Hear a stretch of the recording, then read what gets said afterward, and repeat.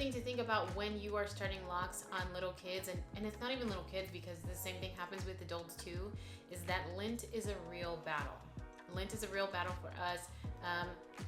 Our daughter is an active little girl, and so she's a rough and tumble, rolling on the floor, you know, playing on the carpet with her sister, and so lint is in her hair. I think that even if you are not a child, you're still going to deal with some lint in your hair.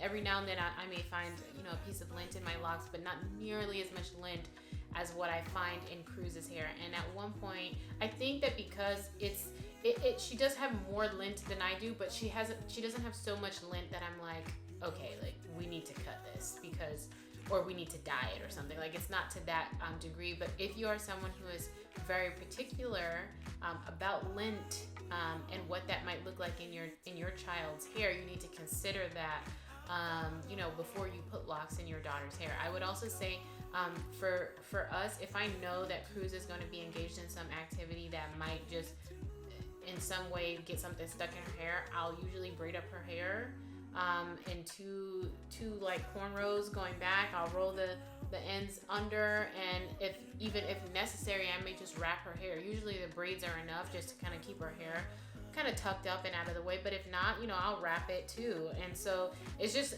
bear that in mind, that this isn't like having loose hair with kids where like if they roll around in the sand and then they get home, you can just wash it out. Like this will be a different kind of situation with children. So bear that in mind, and certainly bear it in mind when it comes to lint.